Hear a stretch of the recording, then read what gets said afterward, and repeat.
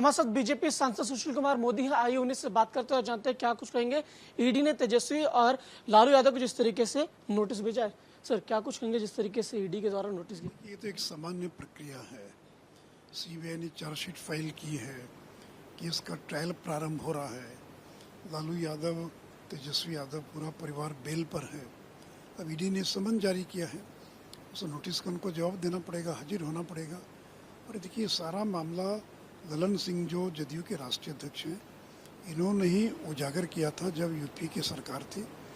उन्होंने डॉक्टर मनमोहन सिंह को ज्ञापन दिया था कि किस तरह से लालू यादव रेल मंत्री रहते हुए लोगों को रेलवे की नौकरी दे रहे, उसके बदले में जमीन लिखवा रहे। तो ललन जी ने इतने पुख्ता सबूत उपलब्ध कराए हैं जिसके आधार पर सीबीआई ने चार्जशीट फाइल की है। अभी ईडी का समन जारी हुआ है, तो देखिए ईडी के समन का ये सम्मान करते हैं या क्या करते हैं, इसका इंतजार कीजिए। सर एक तरफ बिहार में जिस तरीके से अगर देखा जाए तो आए दिन पुलिस वालों पर लगातार हमले हो रहे हैं।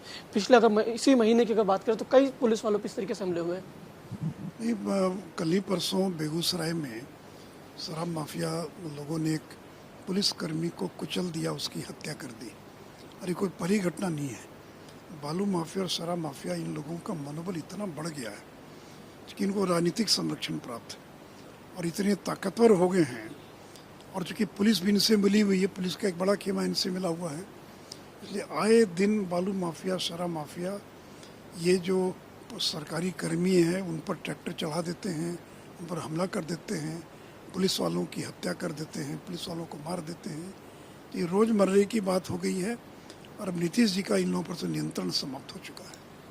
एक चीज ये सवाल उठना लाजमी, नीतीश बाबू तो कभी अपने आप को कहते थे कि हम सुशासन बाबू कहलाते थे वो। हाँ, लेकिन अब वो दौर खत्म हो गया है। कभी थे सुशासन बाबू, लेकिन अब वो सुशासन बाबू नहीं है। सर जिस तरीके से अगर देखा जाए उपराष्ट्रपति की जिस तरीके से मिमिक्री की गई और लगातार इनका कहना है, जो कल्याण बनर्जी इनका कहना है कि एक कला है, कोई उनका अपमान करने का मेरा उद्देश्य नहीं था।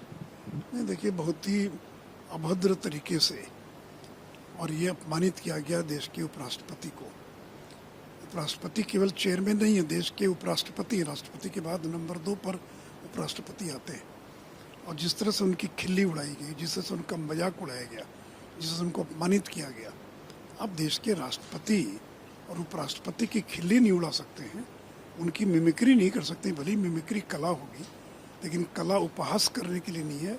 इसलिए जो भी कुछ हुआ, इसके लिए सोनिया गांधी, राहुल गांधी को देश की जनता से माफ़ी मांगनी चाहिए, क्योंकि स्वयं राहुल गांधी उसकी पूरी फिल्म बना, वीडियोग्राफी करने का काम कर रहे थे। सदन के अंदर जिस तरीके से राजस्व में जो कानून आज पेश किए जाएंगे, उसको लेकर क्या कुछ कहेंगे जिस तरीके से कल लोकसभा में पारित हुए? मैं कह सकता हूँ, देखिए क्या होता है राज्यसभा में, उसका इंतजार कीजिए।